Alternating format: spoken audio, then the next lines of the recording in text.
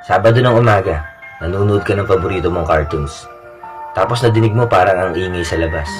Pagsilip mo, yung mga kalaro mo naglalaban ng text. Tapos yung iba nagcha-Chinese garter, nagpipiko, nagpapatintero. Ikaw naman, kinuha mo yung text mo sa box ng sapatos. Lumabas ka para makipaglaban. Natalo mo sila.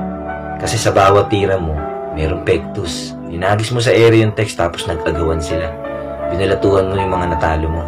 Siyempre, nagtira ka ng para sa'yo, tapos inuwi mo muna yun para itago. Paglabas mo ulit, ang laki na ng pinagbago, simentado na yung kalsada, ang dami ng mga bahay.